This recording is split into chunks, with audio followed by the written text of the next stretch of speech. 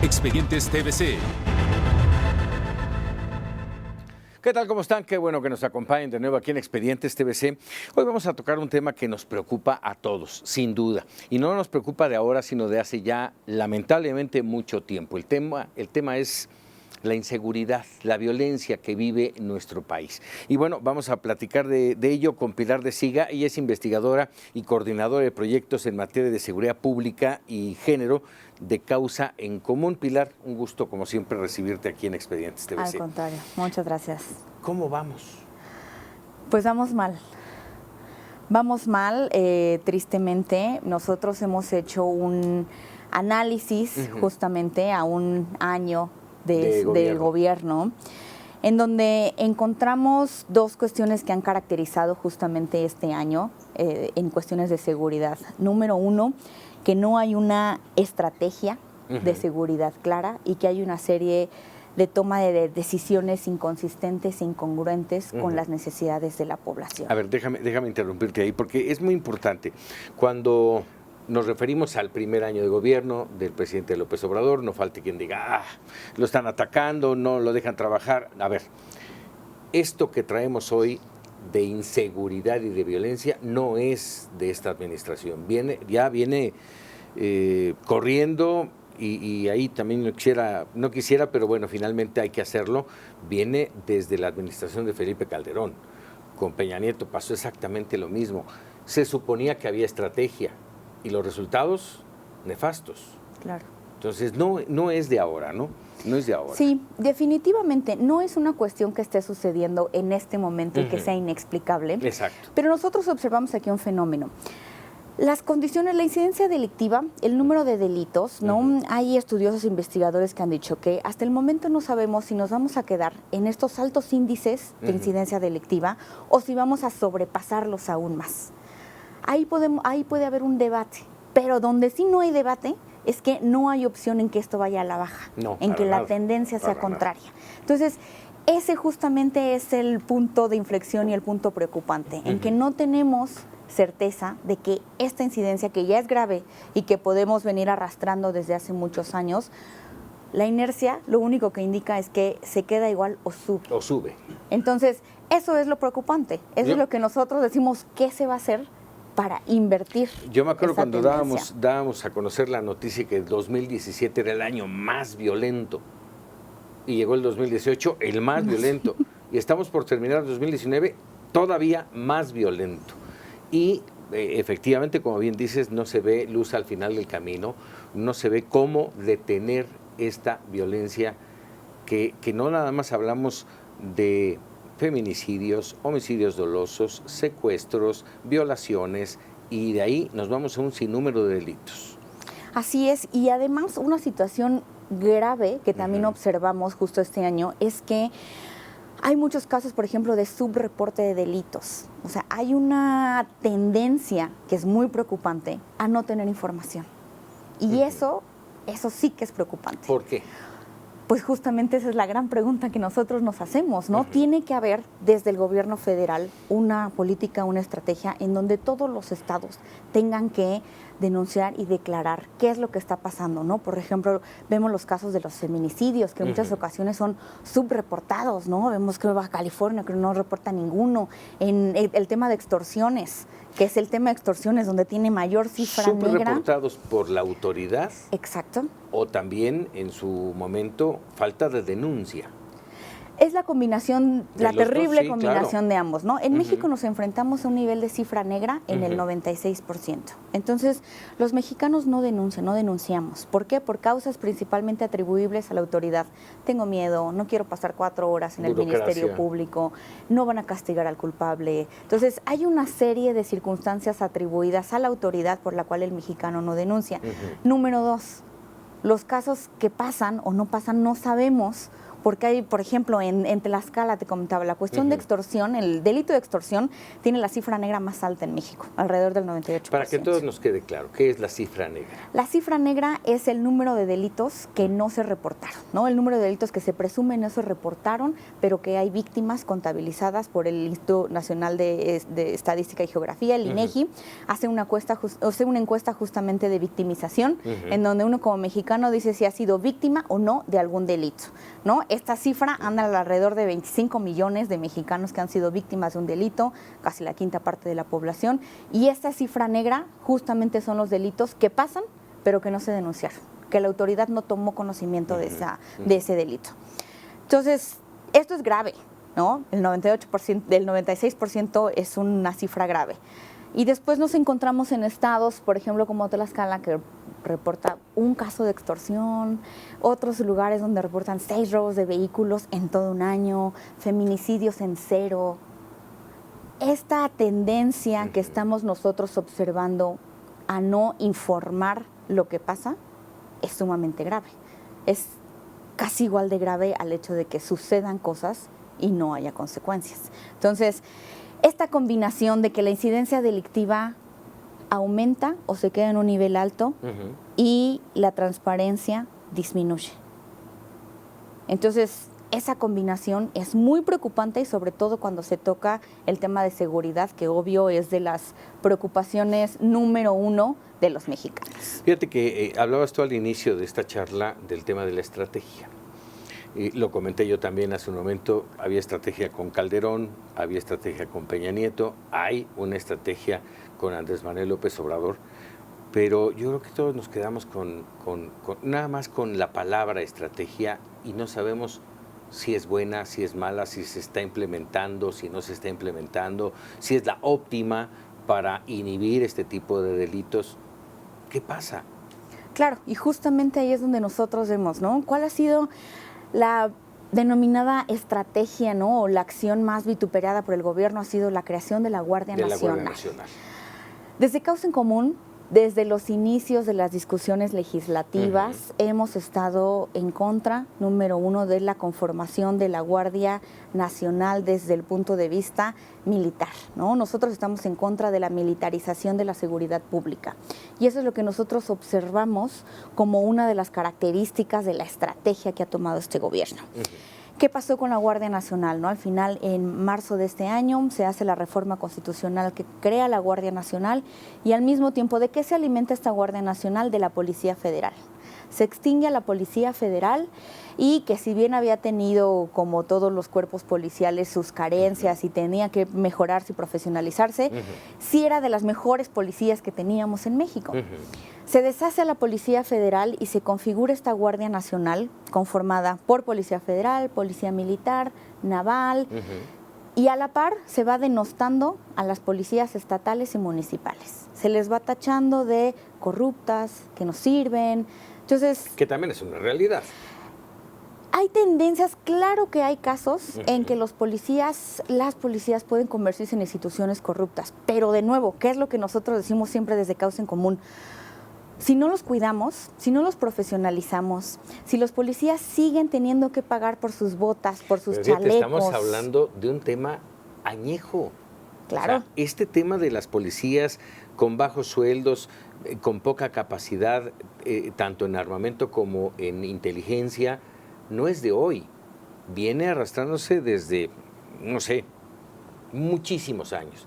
Y todo el mundo dice, no, vamos a certificarlos, vamos a darles capacitación, se abren colegios de policía, pero la realidad es que son anuncios mediáticos, sí, despampanantes, pero la realidad no llega. ¿Sí? Seguimos viendo a los policías pagando sus uniformes, comprando todo. Justo, y además, y ahí es justamente al tema al que nadie le quiere entrar. Justamente son décadas en las que hablamos de eso y nadie le quiere entrar. ¿Qué es lo más fácil? Anunciar un nuevo proyecto. Así es. Conformado por quién sabe qué, realizando labores, porque vemos a los guardias nacionales realizando un sinfín de labores, desde entregar libros, estar en el metro, hasta detener migrantes y hacer patrullajes. No sabemos quién conforma la Guardia Nacional. principalmente son militares. Son militares que se ponen el GN. Un GN y en la mañana son de la guardia y si tienen turno en la tarde son militares porque se lo quitan.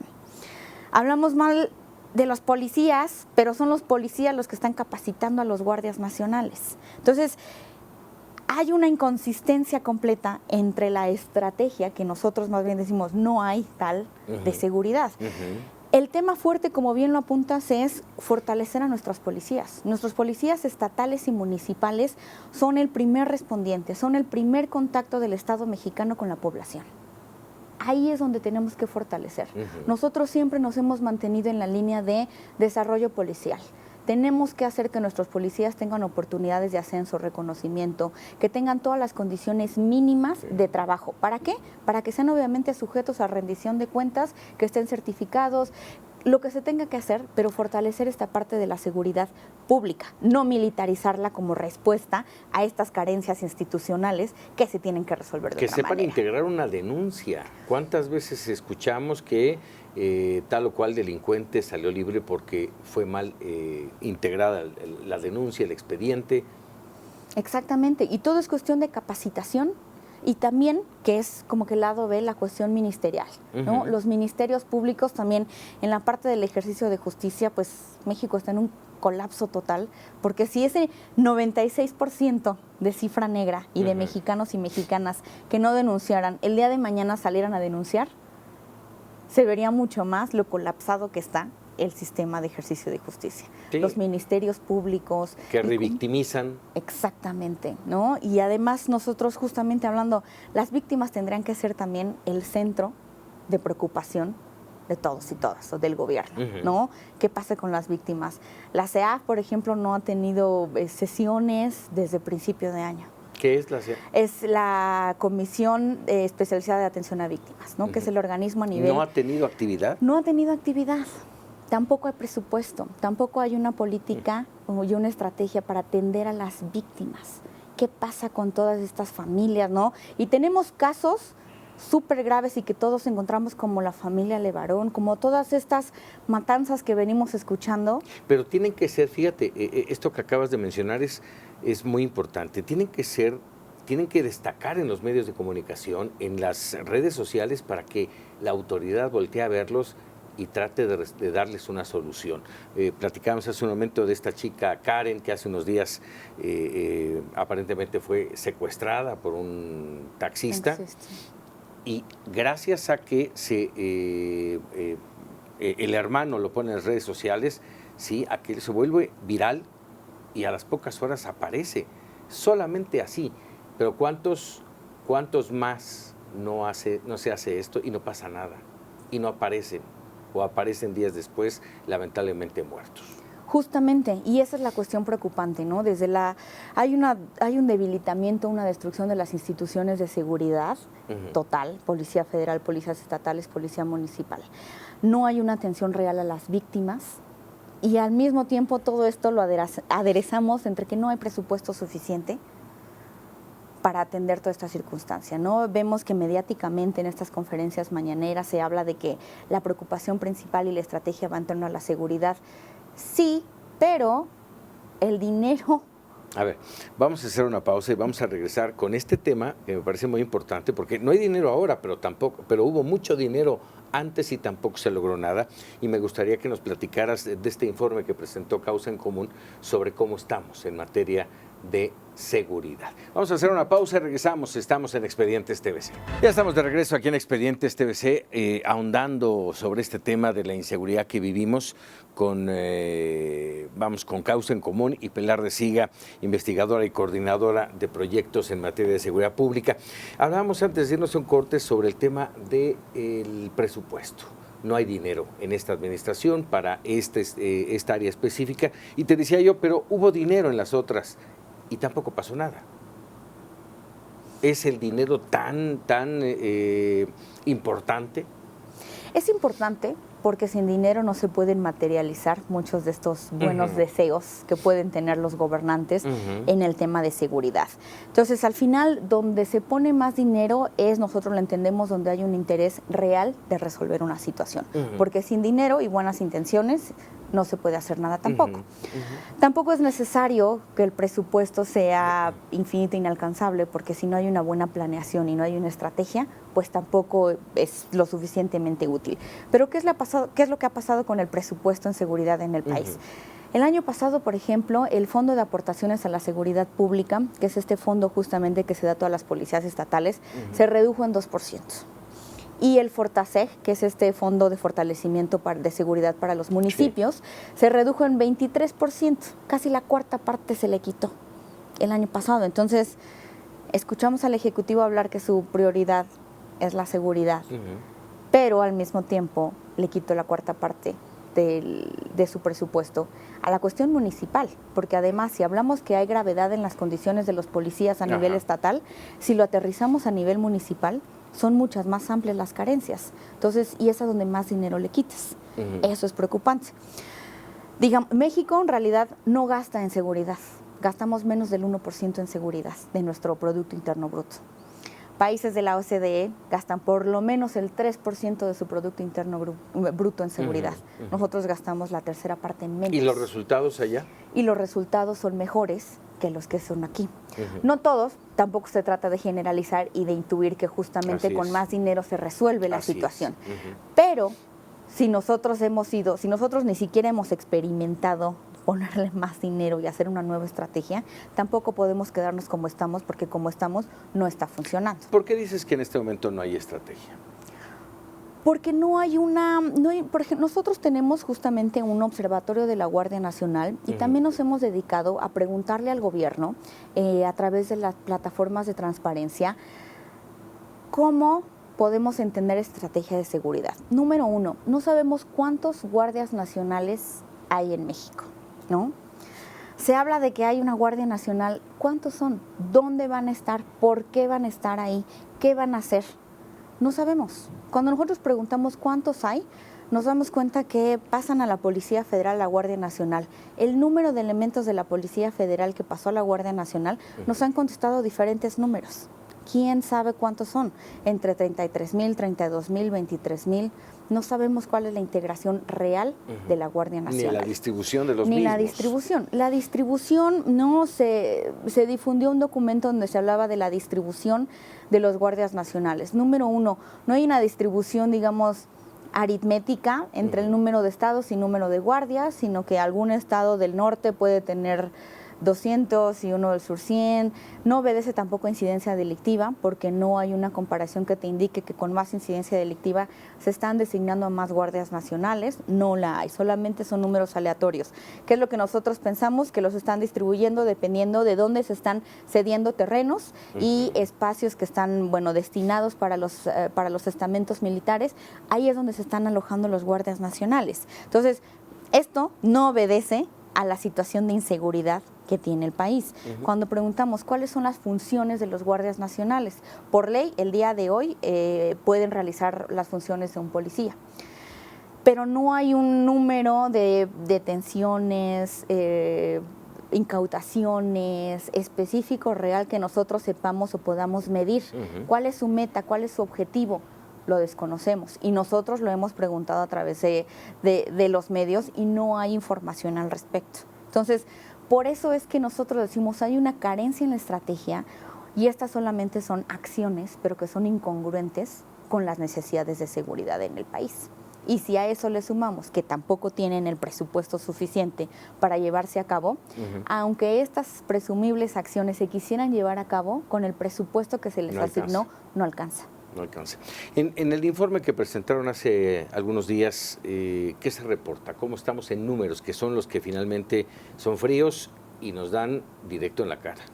Así es, lo que nosotros presentamos es que justamente esto pinta para ser el año más violento. Como dices, cada año se convierte en el año más violento, tristemente, pero tenemos aumento en homicidios, en feminicidios, en extorsión, en robo con violencia. En todos los delitos del fuero común y de alto impacto hay un aumento. Entonces, hay un incremento en la incidencia delictiva. Hay una carencia de una estrategia de seguridad, hay debilitamiento institucional y no hay un incremento del presupuesto. Eso es lo que nosotros reportamos, ¿no? Que son las 4 características que vemos de los planes o las acciones de seguridad que se han hecho en este año. 99, casi 100 homicidios diarios. Así es, así es. Y si le contamos con 9 feminicidios, extorsión, o sea, al final, justo como lo platicábamos, la tendencia es que el país se está volviendo más violento y no estamos respondiendo con acciones ni de prevención ni de reacción. ¿Hay algún papel que tenga que jugar la sociedad civil? Sí, por supuesto. Digo, desde sociedad civil, número 1, tenemos que observar, verificar, acusar, denunciar. Es muy importante que también como ciudadanos y ciudadanas de este país exijamos nuestros derechos, pero que también tomemos responsabilidades, ¿no? Vayamos a denunciar, identifiquemos quiénes son los que cuidan, ¿no? Nosotros siempre les decimos a las personas, bueno, identifica quién es tu policía en tu cuadrante, identifica quiénes son las autoridades que están velando por tu seguridad a tu alrededor. ¿Por qué? Porque de esa manera muchas veces no sabemos quién es el policía que pasa, quién es el jefe de mi cuadrante. No sabemos nada. Que eso era muy común antes, el que tú supieras quién era el policía de proximidad o el que le toca a tu calle, ¿no? Y lo conocieras y lo vieras diario y entablaras ya incluso una relación que fincaba tranquilidad, ¿no? Justamente, y eso es importante porque al final lo que necesita este país son labores de prevención, de proximidad con la comunidad, porque de la comunidad es de donde se saca toda la información que más adelante se convierte en inteligencia policial y que es útil completamente para llegar a atacar objetivos definidos. Si en una colonia todo el mundo conoce a su policía y le comunica que tal vez el vecino está vendiendo cualquier tipo de armas, drogas, demás, no es necesario que crees un grupo de choque de militares para llegar a hacer un operativo si tu policía de colonia conoce perfectamente quién vive en esa calle y quién está haciendo algo mal. Hoy extremadamente difícil esta parte, considero yo, porque no hay tantos policías como para cubrir por calle, a lo mejor por colonia, por sector, y es difícil que los tengas. A ver, con todo esto, Pilar, ¿qué proponen? Y te digo qué proponen porque entendería yo que hay un acercamiento de las organizaciones de la sociedad civil como causa en común con las autoridades y que debería de haber un trabajo en conjunto. ¿Lo hay? Sí, justamente. Nosotros lo que proponemos, número 1, es que no se abandonen las instituciones policiales. En el marco de la reforma constitucional que crea la Guardia Nacional, el séptimo transitorio obligaba a los estados a dar un diagnóstico de sus policías y un plan de desarrollo policial. Entonces, número 1, se le tiene que dar un seguimiento a esos planes de desarrollo policial de los estados. ¿Para qué? Para fortalecer la parte de las corporaciones que ya existen y que ya están trabajando. Debemos apostar por la profesionalización de los cuerpos. Si bien la Guardia Nacional ya está operando, tiene que ser una Guardia Nacional que en el mejor de los casos esté capacitada, profesionalizada y que rinda cuentas. Eso llevaría tiempo. Que eso es muy importante. Entonces, justamente, si se trata de hacer un plan, por eso nosotros tendríamos que saber, por eso esto de la transparencia, tendríamos que saber cuál es el plan de profesionalización, despliegue y desarrollo y los objetivos de la Guardia Nacional. Si ya está operando, no se puede convertir simplemente en una acción que ahorita estamos viendo que pasa. Entonces, es muy importante que se abone justamente al desarrollo policial, a la profesionalización de los cuerpos de seguridad, también a la transparencia de la información, ¿no? Cada vez vemos más y más, como comentaba, que se nos informa muchas menos cosas de las que se nos informaba antes. Entonces, para que todos estemos enterados también de lo que está pasando, tenemos que seguir apostando por la transparencia y la rendición de cuentas. Eso para nosotros es súper importante y en cuestión presupuestal se tiene que asignar mayor presupuesto pero mejor distribuido. No simplemente se trata de abonar más, pero que se distribuya más y justamente en esta cuestión de la seguridad pública. Que sea más eficiente. Exactamente, dejar de militarizar la seguridad pública, porque entonces ni hay un ejercicio efectivo de los militares en labores de seguridad pública y los policías tampoco, los policías cada vez tienen menos condiciones para realizar su trabajo. Entonces, esto es lo que se tiene que romper. Te preguntaba yo hace un momento, ¿hay esa relación con las autoridades federales, estatales y municipales, con las organizaciones? ¿Hay un trabajo conjunto o no lo hay? Pues desafortunadamente, digo, como lo hemos escuchado todos en declaraciones de diferentes, desde el presidente hasta diferentes representantes del gobierno federal, hay una denostación también hacia la sociedad civil, ¿no? Sí hay un rompimiento un poco de la conversación en temas de seguridad y eso no debe pasar, eso debe de fortalecerse porque al final desde sociedad civil nos dedicamos mucho, sí a notar lo que está mal, a subrayar lo que se debe mejorar, pero justamente es un ejercicio de transparencia y es un ejercicio que se debe cuidar en un sistema democrático como es el de México. Escuchábamos a María Elena Morera, que es la presidenta de Causa en Común, hacer un llamado a un pacto nacional. ¿En qué sentido?